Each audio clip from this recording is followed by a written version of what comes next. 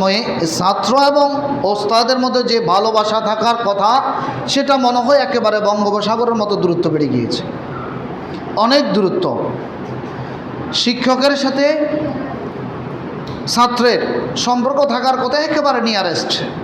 বাবা মায়ের সম্পর্ক যেরকম সন্তানের সাথে থাকা দরকার, শিক্ষকের সাথে ওইরকম সম্পর্ক থাকা দরকার। এটা আমি আমার গবেষণা থেকে নিয়েছি। বাবা মা আমাদেরকে জন্ম দিয়েছে, একটু কথাটা বোঝেন, আশা করি আপনারা আমার সাথে দ্বিমত হবেন না। বাবা মা আমাদেরকে জন্ম দিয়েছেন, কিন্তু জন্ম দিয়ে আমাদেরকে মাদ্রাসায় স্কুলে দিয়ে চলে এসেছে। তখন একজন উস্তাদ ছিল, তিনি আমাকে আপনাকে এখানে যারা এসেছি সবাই কি করছে, একটা সিলেটের মধ্যে উস্তাদ এসে আমি লিখতে পারি না, আপনি লিখতে পারেন না, জোর করে এভাবে ধরে দিয়েছে, বলো বাবা এভাবে লেখো। আমি কোথায় নিয়ে যাচ্ছি আপনাদেরকে দেখেন। বাবা মা আমাকে দিয়ে এসেছে মাদ্রাসা পর্যন্ত, অর্থাৎ আমাকে রাস্তা দেখিয়েছে দুনিয়া, ফির দুনিয়া আখিরাত নেই। কিন্তু একজন উস্তাদ তিনি যখন ছাত্রকে বাবা মা দিয়ে এসেছে, তখন সিলেটে চক ধরিয়ে দিয়েছে, পেন্সিল ধরে দিয়েছে। দেখেন, শিক্ষক তখন তার টার্গেট ছিল দুনিয়া থেকে আমি ছেলেটাকে আমি আখিরাতের পথে নিয়ে যাব। সুবহানাল্লাহ হামিদ। এই জন্য কত কষ্ট করেছেন শিক্ষকরা। বাবা মা সেখানে দিয়ে এসে শেষ, ছাত্ররা সেখানে পায়খানা করেছে, প্রস্রাব করেছে, শিক্ষকরা সেটা পরিষ্কার করেছে। কি বলেন, অবাস্তব কথা আমার? অনেক সময় ছাত্ররা যদি একদিন দুই দিন মাদ্রাসায় না যায়, পরিবারের সাথে গার্ডিয়ানদের সাথে টিচাররা যোগাযোগ করেন, আপনার ছেলের কী অবস্থা, অসুস্থ কিনা, বেশি কোনো রোগ কিনা, তাহলে দেখেন সময় এমন দেখা যায় যারা টিচার এই পেশায় নিয়োজিত, ছেলে সন্তানকে তারা সময় দেওয়ার সুযোগ তাদের হয় না। কারণ আপনার আমার ছেলেগুলোকে সময় দিতে দিতে তাদের ছেলে মেয়ে মানুষ করার তারা সময় পায় না। আর দেখা যায় এই ছেলেগুলো সবাই নয়, আজকে আমরা সোশ্যাল মিডিয়ার মধ্যে দেখছি হাজার উস্তাদ খারাপ হলেও আপনি উস্তাদকে আঘাত করতে পারবেন না, উস্তাদকে বড় ধরনের কথা বলতে পারবেন না। দেশে তো আইন আছে, আইন অনুযায়ী কাজ করতে হবে নাকি? এই জন্য একজন ছাত্র দেখলাম ভিডিওর মধ্যে বলতেছে, আমি অমুক স্যারের মাথায় আঘাত করেছি। নাউজুবিল্লাহ বলবেন না? আর ভাই একটু জোরে বলেন না নাউজুবিল্লাহ। যে টিচার আমাকে হাত দিয়ে পেন্সিল ধরানো শিখিয়েছেন, সে হাত দিয়ে আমি আমার উস্তাদের মাথায় আঘাত করেছি, আবার বড় গলায় বলতেছি আমি আমার প্রতিশোধ নিয়েছি। লানত তাদের উপর। এ জাতি কখনো মানুষ হতে পারে না। যে জাতি গড়ার কারিগর যারা, তাদেরকে অপমান করবে, তারা কখনো সম্মানের জায়গা যেতে পারবে না, সেটা আমি 100% গ্যারান্টি দিতে বলতে পারবো ইনশাআল্লাহ। আলোচনায় সেটাই যাচ্ছি। আল্লাহ আল্লাহ তাআলা যখন হযরত আদমকে জ্ঞান শিখালেন, জ্ঞান শিখানোর পরে ফেরেশতাদের উপর প্রাধান্য দিলেন, তখন ফেরেশতাদের মধ্যে মনে রাখবেন, ফেরেশতাদের মধ্যে অনেকগুলো ক্যাটাগরি রয়েছে। তার মধ্যে আমরা যে বলি ইবলিসকে আল্লাহ তাআলা প্রতিনিধি অথবা কেউ বলেছেন ইবলিস ফেরেশতা ছিলেন না। তাফসীরে ইবনে কাসির সহ বিশেষ করে সফওয়াতুত তাফাসির আল্লামা মোহাম্মদ আলী সাবুনি রহমতুল্লাহ আলাই, উনি মিশরের আলেম, 2021 কিংবা 19-এ তিনি ইন্তেকাল করেছেন। ওনার কিতাবের মধ্যে উনি বলেছেন ইবলিস কখনো ফেরেশতা ছিল না। হয়তো আপনাদের কাছে এই বিষয়টা অনেক কঠিন মনে হবে, কিন্তু এতদিন আমরা শুনলাম ইবলিস ফেরেশতা ছিল, এটা সত্য। সে একটা দলের অন্তর্ভুক্ত ছিল, জিন জাতির দলের অন্তর্ভুক্ত ছিল। তখন আল্লাহ তাআলা, সে অনেক আমল করেছিল, সে দুনিয়াতে জমিনের মধ্যে সে বসবাস করত। আল্লাহ তাআলা যখন সে অনেকগুলো ইলম অর্জন করেছে, ইলম অর্জন করার পরে স্বাভাবিক দেখবেন কোনো ছেলে যখন বেশি একটু পড়ালেখা পারে, দেখবেন তার অহংকারে থাকা যায় না। কি বলেন? আল্লাহ বললেন আমি দেখি একটু পরীক্ষা করি, ইবলিসকে আমি ইলম দিয়েছি, এলেম দেওয়ার পরে একটু পরীক্ষা করি সে আদৌ কি তার কাছে আদব আছে কিনা। খেয়াল করেন, মাদ্রাসা ছাত্র যারা আছেন তারা বলতে পারবেন, প্রত্যেক কিতাবের মধ্যে একটা অধ্যায় আছে, বিশেষ করে বুখারী, মুসলিম, তিরমিজি, আবু দাউদ, নাসাঈ, সেখানে একটি অধ্যায় আছে এটাই যে বাবুল আদব বা কিতাবুল আদব, আদব শিখার অধ্যায়। কারণ ছাত্র হওয়ার আগে আদব শিখতে হবে। কি বলেন? ছাত্র হওয়ার আগে কি শিখতে হবে? কারণ বেয়াদব কখনো ছাত্র হতে পারে না, অর্থাৎ গ্রহণযোগ্য ছাত্র হতে পারে না। আল্লাহ তাআলা যখন ইবলিসকে বললেন উসজুদু লি আদম, দেখি তুমি তো অনেক ইলম অর্জন করেছো, আমার আদমকে, এখানে বলেছেন উসজুদু লি আদম সিজদা লি তাজিম, হযরত আদম আলাইহিস সালামের সম্মানার্থে আল্লাহ বললেন উসজুদুলি আদম, দেখি আদম যেহেতু তোমাদের শ্রেষ্ঠ হয়েছে তাকে একটু সম্মান করো। সুবহানাল্লাহ বলেন। এজন্য জ্ঞানে যারা সম্মানী, জ্ঞানে যারা বেশি তাদেরকে সম্মান দেওয়া, দেখেন আল্লাহ কত সুন্দর করে আমাদের শিক্ষা দিলেন। সবাই যখন উসজুদুলি আদম ফাসাজাদু ইল্লা ইবলিস, সবাই হযরত আদমকে সম্মান জানালেন, সবাই স্বাগতম জানালেন, ইল্লা ইবলিস, ইবলিস জানালো না। কোরআন পাকের অন্য জায়গায় আল্লাহ বললেন, ইবলিস কি বলল? খলাকতানি মিন নারি ওয়া খলাকতাহু মিন তিন। আল্লাহ আমি তাকে কেন সিজদা করব? কেন? আল্লাহ বলে কেন সিজদা করব না? বলে খলাকতানি মিন নারি, তুমি আমাকে বানিয়েছো আগুন থেকে। আগুন তো জ্বালিয়ে দিলে গ্যাস লাইটও যদি জ্বালানো হয় সেটা নিচের দিকে যায় না, কোন দিকে যায়? একটু জোরে বলেন। আর মাটি কোন দিকে থাকে? দেখেন আল্লাহকে যুক্তি দিচ্ছে।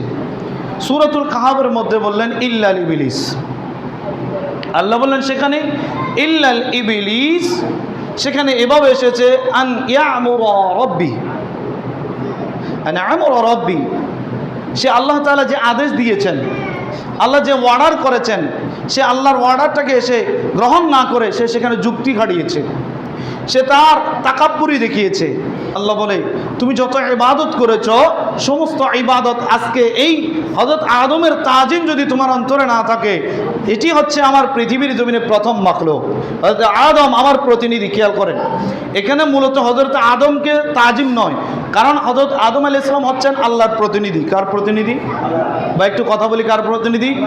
আল্লাহ বলে আমার প্রতিনিধিকে মানা মানে আমাকে মানা। সুবহানাল্লাহ বলে। আর আমার প্রতিনিধিকে অমান্য করা, আমার প্রতিনিধিকে যদি কেউ এনকার করে, মূলত সে আমার প্রতিনিধিকে করলো না, সে আমার আদেশটাকে এনকার করলো। আল্লাহ যে বললো আমি যে বলেছি তোমাকে তুমি করো না, তারপরে দেখা যাবে কি হয়। সে বলল না আমি কেন করব, আমাকে তুমি আগুন থেকে বানিয়েছো। এজন্য অহংকার এটা হচ্ছে পতনের মূল। কিসের মূল? সুবহানাল্লাহ আলহামদুলিল্লাহ লা ইলাহা, একটু মহব্বত বলেন না, সুবহানাল্লাহ।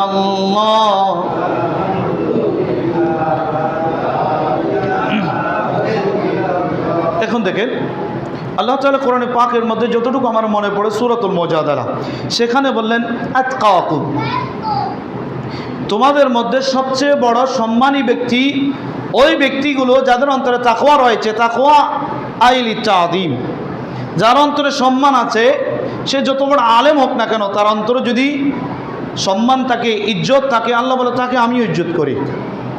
আর যদি সে যত বড় আলেম হোক না কেন, যত বড় আলেম অথবা আমলদার হোক না কেন, তার অন্তরে যদি সম্মান না থাকে, ইজ্জত করার সেই ক্যাপাসিটি যদি না থাকে, আমি আল্লাহ তাকে সম্মান দিই না, বরং বেইজ্জতি করে ছেড়ে দিই। এজন্য আমরা ছোটোবেলায় একটি কবিতা পড়েছিলাম বাদশাহ আলমগীরের, সেখানে একটি কবিতা ছিল শিক্ষাগুরুর মর্যাদা। কি ছিল? আমার কথা কি আপনারা বুঝেন বাবা? একটু কথা বলতে হবে। শিক্ষাগুরুর কি, লুকমান ভাই ঠিক আছে, মনে আছে? শিক্ষাগুরুর মর্যাদা। সেখানে কবি ওই কবিতার মধ্যে একটি ঘটনা, একটি কবিতা নোট করেছেন। এই কবিতা আমার মনে হয়েছে আমাদের এই সময়ের জন্য সবচেয়ে বড় গুরুত্বপূর্ণ। তখন বাদশাহ আলমগীর তার একজন ছেলে ছিল, ছেলেটাকে পড়ানোর জন্য, কোরআন শিক্ষা দেওয়ার জন্য একজন হুজুরের কাছে পাঠালেন। উনি দিল্লির ছিলেন ইমাম সাহেব। ইমাম সাহেবকে বললেন আমি ভালো পয়সা দেব, আপনি আমার ছেলেকে পড়াবেন। কিছুদিন চলে গেল, তখন বাদশাহ গিয়ে দেখলেন, একটু খেয়াল করবেন আপনারা যারা বাবা হয়েছেন, বাদশাহ গিয়ে দেখলেন তার ছেলে হুজুরের পায়ে পানি ঢালতেছে, বদনা দিয়ে বা তখন যেটাই ছিল সেটা দিয়ে পানি এভাবে উপর থেকে পানি ছাড়তেছে, আর শিক্ষক হাত দিয়ে এভাবে মোচন করতেছে। বাদশাহ যখন এটা দেখলো, সাথে সাথে হুজুরের নজর বাদশার দিকে পড়ে গেল। তখন হুজুরের অন্তরে এটাই আসলো, হায় আজকে তো আমার চাকরি নয়, আমার তো এখন শাস্তি হবে, কারণ সে বাদশাহ, আমি তার রাজার ছেলেকে দিয়ে পানি ঢালাচ্ছি আমার পায়ে। তাও তখন হুজুরের অন্তরের মধ্যে একটি কল্পনা সৃষ্টি হলো, আজকে হয়তো আমাকে মেরে ফেলবে, ফাঁসির অর্ডার দিবে। তখন বাদশাহ তার উজির নজিরকে দিয়ে ওস্তাদকে, শিক্ষককে ডেকে পাঠালেন। যাওয়ার পরে বললেন, এই শিক্ষাগুরু, আমি আপনাকে আমার ছেলেকে পাঠিয়েছি শিক্ষা দেওয়ার জন্য, আপনি তো আদৌ শিক্ষা দিতে পারেননি। দেখেন, খেয়াল করেন। কিন্তু তখন শিক্ষক আরও ঘাবড়িয়ে যাচ্ছে, কি বলে আমি কিছু শিখাইতে পারিনি। তখন সেই জায়গা থেকে বাদশা বলে, আমার ছেলে কবিতার ছন্দে বলতেছি না, একেবারে সংক্ষেপে বলছি। তখন বাদশা বলল, আমি তো মনে করেছিলাম আপনি পায়ের মধ্যে আপনার কেন হাত লাগাবেন, বরং আমার ছেলে আমি মনে করেছি আপনার কাছে গিয়ে আদব শিখবে, এলেম নয়, আগে আদব শিখবে। যদি আমার ছেলের কাছে যদি আদব থাকে তো এলেম তো এমনিতে শিখে যাবে। সুবহানাল্লাহ বলেন। বাদশা বলেন, আমি মনে করেছিলাম এটাই, আমার ছেলে নিজের হাত দিয়ে ওস্তাদের পায়ে মালিশ করে দিবে, মোচন করে দিবে, ধৌত করে দিবে, এটাই তো আমি চেয়েছিলাম। আর আমার ছেলে এমন হয়ে গিয়েছে, এলেম শিখে পানিগুলো উপর থেকে ঢালতেছে। বাদশা অবাক হয়ে গেলেন। তখন তিনি একটি বাক্য উচ্চারণ করলেন। তিনি বললেন, আজ হতে চির উন্নত হলো শিক্ষাগুরুর শির। অর্থাৎ আজকে থেকে বাদশা, তুমি যে আমাকে যে সম্মানের পাত্র বানিয়েছ, আমি এটাই আজকে দুনিয়াবাসীকে জানিয়ে যেতে চাই যে দুনিয়াতে মনে হয়, আমি মনে করলাম আজকে থেকে শুরু হয়েছে শিক্ষা জাতি, যারা শিক্ষক তাদের মর্যাদা মনে একমাত্র আপনি দিয়েছেন আমাদেরকে। সুবহানাল্লাহ। এই জন্য মনে রাখবেন, একটু পরে আসবে শিক্ষক কাকে বলে। এই শিক্ষকের বিশ্লেষণ করেছেন তালবস্য রসিকার, এটা দিয়ে বিশ্লেষণ এসেছে শিক্ষা। তো শিক্ষা কে দিবেন? যিনি শিখেছেন তিনি দিবেন। খেয়াল করেন যুবক ভাইরা, কোনো দলের জন্য আপনার ওস্তাদকে কখনো অপমানি করবেন না। মনে রাখবেন, আমার কাছে দল বড় নয়, আমার কাছে আমার উস্তাদের সম্মান বড়। কথা বলে ঠিক না? আমার কাছে আমার হাজারো দল আমি ত্যাগ করতে পারবো, কিন্তু আমার ওস্তাদের গায়ে যাতে কলঙ্ক না লাগে। আমার ওস্তাদ যদি অপরাধ করে সেটা আইনের আওতায় এনে যতটুকু সম্মান দেওয়া যায় সেখানেও তাকে সম্মান দিতে হবে। যতটুকু সম্মানের মাধ্যমে ওনাকে আইনের আওতায় আনতে হবে। জোতার মালা দিয়ে নয়, বাধ্য করে পদত্যাগের মাধ্যমে এটা কোনো শিক্ষা জাতির মেরুদণ্ড হতে পারে না। তখন তিনি বললেন, সত্য তুমি মহান উদার বাদশা আলমগীর। তিনি বললেন, আমি জানতাম বাচ্চারা সব সময় অহংকারী হয়, কিন্তু আমি আজকে শিক্ষক দেখলাম বাচ্চাদের মধ্যে আসলেই কিছু বাচ্চা এমন রয়েছে, দুনিয়ারও বাচ্চা আখিরাতেরও বাচ্চা। সুবহানাল্লাহ। এই জন্য দেখেন, আল্লাহর হাবিব সাল্লাল্লাহু আলাইহি ওয়াসাল্লাম শিক্ষকের মর্যাদা দিতে গিয়ে নবী বললেন, বুইসতু মুআল্লিমান, আমি শিক্ষক হিসেবে এসেছি। যুবক ভাইয়েরা, আজকে যারা দেখতেছি ফেসবুকে, ইউটিউবে, আপনি শিক্ষককে অপমানিত করতেছেন কেন? কোনো কারণে। আমার নবী কি বলেছেন এই শিক্ষকের মর্যাদা দিতে গিয়ে? বুইসতু মুআল্লিমান, আমার আল্লাহ শিক্ষক, আমি ছাত্র, আর আমি কুল কায়নাতের জন্য শিক্ষক হিসেবে এসেছি। যদি কেউ কোনো একজন শিক্ষককে অপমানিত করে, সে যেন তার শিক্ষককে করলো না, সে পোস্টে আমি রসুলও ছিলাম, সেজন্য আমি রসুলকে অপমানিত করলো। দেখেন তাল্লুক কোথায়, আমরা কোথায় যাচ্ছি। মনে রাখবেন, আল্লাহর হাবিব সাল্লাল্লাহু আলাইহি ওয়াসাল্লাম বললেন, কেউ যদি কোনো ছাত্রকে যদি কল্যাণের একটি বাক্য শিখালো, কল্যাণের কোনো দিনের কোনো অংশ শিখালো, একটি বাক্য শিখালো, সেও তার শিক্ষক।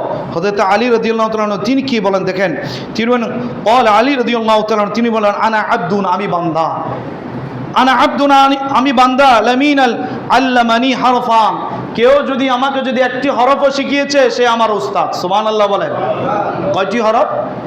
জোরে বলেন। একটি ওয়ার্ডও যদি কেউ আপনাকে আমাকে শিখিয়েছেন। হযরত আলী রাদিয়াল্লাহু তাআলা যিনি বেলায়েতের সম্রাট, তিনি বলেন, দুনিয়ার মানুষ শুনো, তিনি আমার উস্তাদ, যদি সেটা বাংলা হয়, আরবি হয়। কারণ এ কথা আমরা একটু ক্লিয়ার করে এই জন্য বলছি, আজকে অনেক শিক্ষক রয়েছে যারা ইংরেজি শিক্ষা দিচ্ছেন, গণিত শিক্ষা দিচ্ছেন, যারা ইঞ্জিনিয়ার লেভেলে পড়ালেখা করাচ্ছেন। এই ছাত্রগুলো বের হয়ে আমাদের দেশের বাপ মূর্তি উজ্জ্বল করতেছে, আমাদের দেশের ডাক্তার তৈরি হচ্ছে, আমাদের দেশে ইঞ্জিনিয়ার তৈরি হচ্ছে। শুধু কোরআন হাদিসের আলোচনায় একদিকে করলে হবে না, সব দিকে আমাদেরকে মেনটেন করে বলতে হবে। কারণ এটা সত্য, কোরআন হাদিস যারা শিক্ষা দেয়, যারা ইলম জ্ঞান শিক্ষা দেয়, তাদের মর্যাদা বেশি, এটা সত্য। এটা আল্লাহ বাংলা রসুলের পক্ষ থেকে দেওয়া হয়েছে। তার মানে এটা নয় যারা ইঞ্জিনিয়ারিং পড়ালেখা করাচ্ছেন তাদের মান ছোট হয়ে গিয়েছে, তাদেরকে আমরা ছোট দেখব না, বরং আমরা তাদেরকেও সেম সম্মান দেব। কি বলেন? কারণ তারাও একই কাতারের শিক্ষক। হাজার হাজার অনেক ছাত্র বানিয়েছেন, অনেক টিচার, একজন টিচার দেখলাম স্ট্রোক করে মারা গিয়েছে। আপনি কি জানেন অনেক টিচার আছে কত কষ্ট করে পড়ালেখা করেছে? এখানে যারা আছেন আপনারা অনেকে আছেন, একদিন নয়, এরকম অনেক দিন উপবাস ছিলেন, পড়ালেখা করে একটি মাস্টারের চাকরি পেয়েছেন, অনেক কষ্টের বিনিময়ে পেয়েছেন। আজকে যদি এই চাকরিটা যদি চলে যায়, এই মানুষটার অন্তরে কি আঘাত লাগতেছে একটু চিন্তা করে। আল্লাহ বললেন, যদি এরকম কোনো বান্দা, আল্লাহ হাবিব সাল্লাল্লাহু আলাইহি ওয়াসাল্লাম বললেন, লা ইয়ারহামুল্লাহ ইয়ারহামুন নাস। যদি কোনো টিচারকে যদি কোনো স্টুডেন্ট যদি সম্মান না করে, রহম না করে, দয়া না করে, হাদিসের ভাষ্য হচ্ছে কোনো মানব জাতি যদি, কোনো ইনসান যদি ইনসানের প্রতি যদি দয়া না করে, মায়া মমতা না করে, ভালোবাসা না দেখায়, আল্লাহ রাব্বুল আলামিন ওই জাতির প্রতি রহমত ভালোবাসা দেখায় না। তো সেটাও আমরা শিক্ষকের ক্ষেত্রে নিয়ে আসলাম। শিক্ষকের ক্ষেত্রে যদি বলি, ওস্তাদকে যদি ছাত্র যদি সম্মান না দেয়, মূলত এই ছাত্রগুলো দেশের কলঙ্ক বয়ে আনবে। কথা বলেন ঠিক কিনা? আপনারা কি আমার সাথে দ্বিমত মনে হচ্ছে? দেখেন, আমি আমার লাইফে দেখেছি 2014 আগে যে সমস্ত ছাত্ররা স্কুল মাদ্রাসা সব জায়গায় যারা এসএসসি ফেল করেছে, তারা এখন এক একজন অনেক ভালো ভালো পোস্টে আছে। কি বলেন? এ কথা সত্য না? কেন? আমরা চাইলে শিক্ষা ক্ষেত্রটাকে আমরা পরিবর্তন করতে পারি, শিক্ষককে নয়। মনে রাখবেন, শিক্ষককে আমরা যদি পরিবর্তন করি, একজন শিক্ষকের কাছে 3টা 4টা পরিবারের সদস্য থাকে, তা আপনি 4 জন 5 জন সদস্যের রিজিকে হাত দিলেন, এত বড় গুনার ভাগে আপনি কেন নিচ্ছেন ভাই? আমি কি আপনি রিজিকের জিম্মাদারি নিয়েছি? কেন আমরা এগুলো করছি?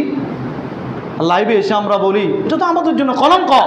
সারা বিশ্বের মানুষ দেখছে, বলবে তোমরা কেমন জাতি দেখো। আমার ভাইয়েরা আজকে এতটুকু আন্দোলন কি এই জন্য করেছে? এত কষ্ট তারা পরিশ্রম এতটুকুর জন্য করেছে? এজন্য আমি আমার জায়গায় যাচ্ছি। ইমামে আহমদ রেজা রহমতুল্লাহ আলাইহি তিনি বলেছেন, জিসসে উসকি উস্তাদ কো কুসি তরা ইজা পৌঁছনে। ইমামে আহমদ রেজা রহমতুল্লাহ আলাইহি তিনি বলেন, যার কাছে ছাত্রর কাছে যদি কোনো কারণে ওস্তাদ যদি একটা শব্দে যদি অন্তরে যদি ব্যথা পেয়েছে, মনে রাখবেন ও ইলম কি বরকত সে মাহরুম রাখা গয়া। যদি এরকম কোনো ছাত্র ওস্তাদের সাথে বেয়াদবি করেছে, মনে রাখবেন সে আল্লাহর রহমত থেকে, সে ইলমের রহমত থেকে বঞ্চিত হয়ে গিয়েছে। নাউযুবিল্লাহি মিন যালিক। তো আল্লাহর রহমত সেটাও ইলম, এটা আল্লাহর রহমত। তো আল্লাহর রহমত তখন আসবে যদি উস্তাদের সাথে সম্পর্ক ঠিক থাকে। দুঃখজনক বিষয়, আমাদের ইঞ্জিনের সাথে বগির সাথে, ট্রেনের বগির সাথে ইঞ্জিনের সাথে অন্য বগিদের সম্পর্ক ঠিক থাকে, কিন্তু আমরা যখন দল পরিবর্তন হয়, উস্তাদের সম্পর্ক ছাত্রের সাথে পরিবর্তন হয়ে যায়। মনে রাখবেন ভাই, উস্তাদরা যদি একবার দোয়া করে, আমি আমার জায়গা থেকে দেখেছি, আমার লাইফে বেশি কিছু দেখার সুযোগ হয়নি। একজন ছাত্র দেখলাম, একজন টিচারের এরকম পাঞ্জাবির হাত ধরেছে, এরকম গলার মধ্যে হাত দিয়েছে, এই ছাত্র ধ্বংস হয়ে গিয়েছে। দারুল উলুম দেওবন্দের একটি ওয়াকে আমি পড়েছি, সেখানে পেয়েছি একজন টিচার ছিলেন, তিনি বড় জ্ঞানী ছিলেন, নদওয়াতুল উলামা। তিনি ওই নদওয়াতুল উলামা নামক ওই সংগঠনে তিনি প্রধান ছিলেন, ভালো আলেম ছিলেন। ওনার কিছু ভালো ছাত্র ছিল, ভালো ছাত্রগুলোকে নিয়ে তিনি অনেক ভালো স্বপ্ন দেখতেন যে আমার ছাত্রগুলো ভালো হয়ে এখান থেকে বের হয়ে দেশ জাতির খেদমত করবে, অনেক ভালো স্বপ্ন দেখতেন। যখন তিনি ওই সংগঠনের যখন প্রধান হয়ে গেলেন, কিছু ছাত্র সেখানেও খারাপ থাকে। কি বলেন? স্কুল কলেজ মাদ্রাসা সবাই কি ভালো ছাত্র হতে পারে? কথা বলেন না, পারে? সেখানেও কিছু তখনও ছিল কিছু কুচক্র। যখন তিনি সেখানে প্রধান হয়ে তিনি যখন কিছু কারিকুলামের পরিবর্তন আনলেন, তখন কিছু লোক তার পিছে লেগে গিয়েছে। পিছু লেগে তাকে সেখান থেকে নামানোর জন্য জোর আন্দোলন শুরু হয়েছে, ছাত্র আন্দোলন। আন্দোলন শুরু হয়ে দেখা গেল এই আন্দোলনের যিনি প্রতিনিধি ছিলেন, ওই হুজুর যাকে বেশি ভালোবাসতো, যাকে বেশি কিতাব পড়িয়েছে, এই ছাত্র প্রধান হয়ে গিয়েছে আন্দোলনে। তখন উস্তাদ তিনি চোখের পানি ছাড়লেন, চোখের পানি ছেড়ে আল্লাহর কাছে বিচার দিয়েছে, আমি কি এই জন্য কোরআন শিখিয়েছি? আমি কি এই জন্য তাকে পড়িয়েছি? আজকে সে এতগুলো হাজার হাজার মানুষের সামনে আমাকে অপমানিত করলো। সাথে সাথে আল্লাহর তরফ থেকে আযাব চলে এসেছে। ওই ছাত্র সাথে সাথে পাগল হয়ে সেখান থেকে বের হয়ে গিয়েছে। এমন অবস্থা হয়েছে, তার ইতিহাসের মধ্যে তার একজন উস্তাদ আলী, উনি বলতেছেন আমার ছাত্রটা এরকম যে হয়ে যাবে আমি বলতেও পারিনি। যখন কোনো কারণ আমি তার বাড়িতে গেলাম, শিকল দিয়ে পর্যন্ত তাকে বেঁধে রাখা যায় না, পরনে কোনো কাপড়ও নেই, পরনের মধ্যে কোনো রকম একেবারে কিছুই নেই, অলঙ্গ হয়ে গিয়েছে। কেন ভাই? উস্তাদের বদদোয়ায়। কার বদদোয়ায়? একটু জোরে বলেন না। উস্তাদের বদদোয়ায়। তখন ওই টিচার যিনি ছিলেন সহকারী, তিনি ওই উস্তাদের কাছে গিয়ে এই ঘটনা বললেন যে হুজুর আপনি তাকে মাফ করে দিন। কিন্তু হুজুর একদিন বললেন মাফ করেননি, দ্বিতীয়বার বললেন মাফ করেননি, তৃতীয়বার বললেন, তৃতীয়বার এসে তিনি আবার কান্না করলেন, আল্লাহর কাছে দোয়া করলেন।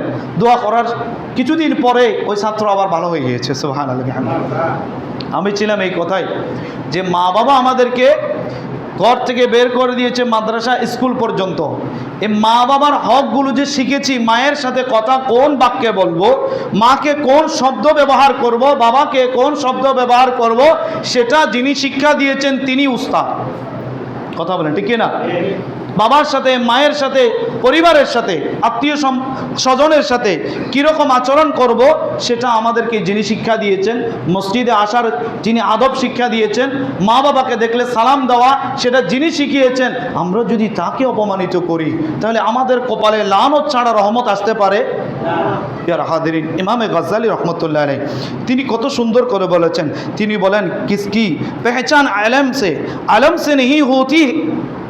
তিনি বলেন কারো পরিচয় এলেম থেকে হওয়া নয়, এলেম দিয়ে কারো পরিচয় বর্ণনা করা যাবে না সে কত বড় জ্ঞানী, বলকে আদব সে হতি হে क्योंकि आलम तो इबलिस के पास भी था।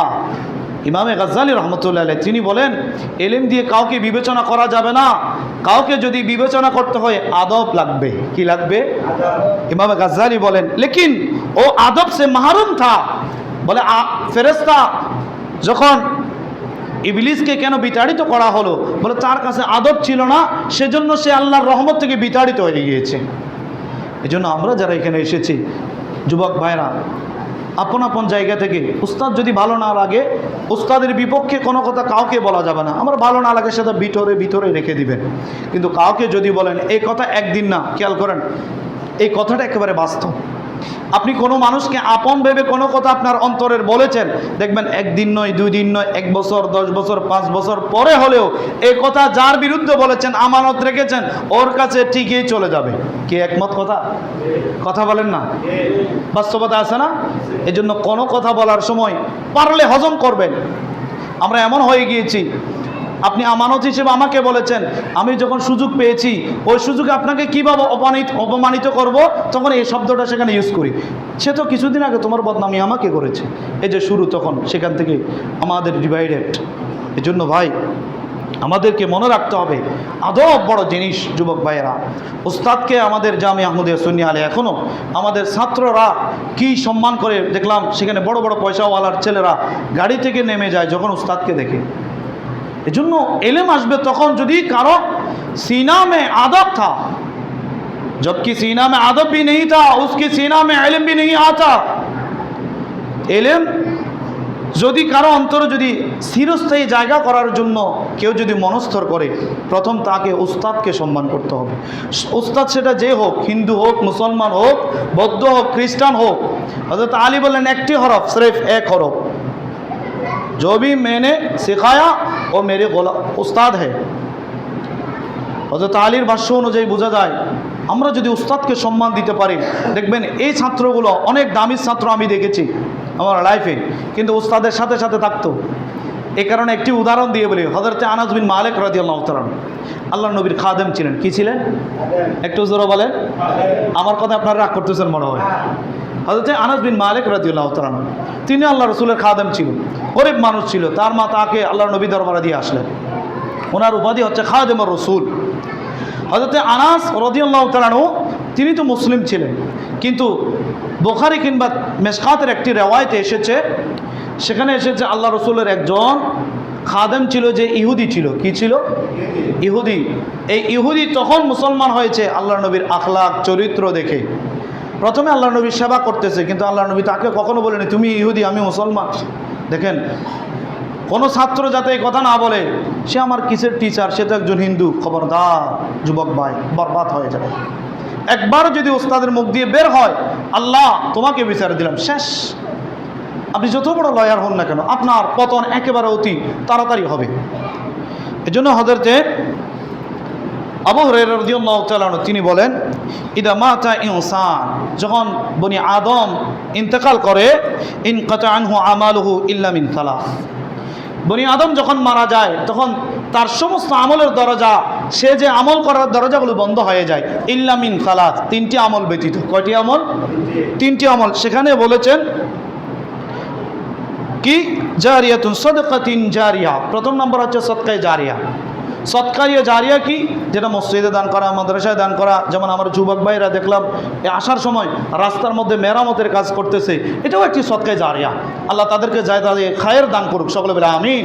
এরকম সমাজে উন্নয়নমূলক কাজগুলোকে আল্লাহ যাতে তারা আরও এগিয়ে আসতে পারে, আল্লাহ তাদেরকে তৌফিক দান করুক, সকলে বলে আমিন। প্রথমেই ছিলাম সদকায়ে জারিয়া, এরকম ব্রিজ করে দেওয়া, বন্যা ক্ষতিগ্রস্ত যারা হয়েছে তাদেরকে ত্রাণ দেওয়া, যতটুকু সম্ভব হয়। অনেক যুবক সমাজের এখান থেকে নিয়েছেন, সারা বাংলাদেশ থেকে, বিশেষ করে আমাদের চট্টগ্রামের প্রত্যেকটা অঞ্চল থেকে এরকম প্রত্যেক জায়গায় দিয়েছে। কি বলেন? এরকম আপনারা উৎসাহ পাবেন ইনশাআল্লাহ। দেখবেন আমরা যদি একে অপরের পাশে দাঁড়িয়ে যাই। আমি যে হাদিসে ছিলাম গত জুমার আগের জুমায় যত সম্ভব, গত জুমায় আল্লাহ নবী বললেন, কেউ যদি একজন মানুষের দুঃখ পেরেশানি দূর করে দেয়, আমার আল্লাহ তার হাজারো দুঃখ পেরেশানি দূর করে দিবে। সুবহানাল্লাহ ওয়া বিহামদিহি। এখন দেখেন, আও ইলমুন ইউতাফাউ বিহি, এমন এলেম শিক্ষা করেছে, টিচার শিখেছে, ও ছাত্রকে শিখিয়েছে, এরকম শিখানোর পরে সেও যদি কবরে চলে যায়, এই সওয়াব ছাত্র শিখেছে, আবার সে শিক্ষক হয়ে আরেকজনকে শিখাচ্ছে, ইলা ইয়াউমিল কিয়ামাহ। এরকম শিখাতে থাকবে, শিখাতে শিখাতে একেবারে কিয়ামতের আগ পর্যন্ত, যতদিন শিক্ষকের এলেমটা ওই ছাত্রের মাধ্যমে দুনিয়াতে বিরাজমান থাকবে, ততদিন পর্যন্ত এলেমের সদকা উস্তাদ যিনি প্রথম শিখিয়েছে তিনি কবরে গিয়ে পেতে থাকবেন। সুবহানাল্লাহ। তাহলে দেখেন, আমার মুদ্রা কথা এটাই, আমরা যারা যেখানে রয়েছি আমাদের উস্তাদগুলোকে আমরা সম্মান করব, আমাদের বাবা মাকে সম্মান করব, আমাদের আত্মীয় স্বজনদেরকে সম্মান করব। সম্মান যদি আমরা করতে পারি, দেখবেন সমাজে আপনি একজন ভালো মানুষ হিসেবে স্বীকৃতি পাবেন। আপনি যত বড় আলেম হন না কেন, যত বড় রাজনৈতিক দল হন না কেন, আপনার এলাকার মানুষ যদি আপনাকে বলে সে একজন সিটার, সে একজন বাটপার, এর থেকে বড় কলঙ্ক আর কিছু হতে পারে? এর থেকে বড় সার্টিফিকেট আর কিছু হতে পারে? আর যখন আপনার এলাকার মানুষ বলে সে একজন ভালো মানুষ ছিল, আমি মনে করি সেটা আমার গবেষণা, এর থেকে বড় আর সার্টিফিকেট নেই। এলাকার মানুষ যদি আপনাকে বলে আপনি ভালো মানুষ, আল্লাহ আমাদেরকে এই কথাগুলো আমল করে আমার যুবক ভাইয়েরা সহ উস্তাদদেরকে সম্মান করার আল্লাহ তৌফিক দান করুক, সকল বলে আমিন। ওমা আলাইনা ইল্লাল বালাগ। আসসালামু আলাইকুম ওয়া রাহমাতুল্লাহি ওয়া বারাকাতুহু।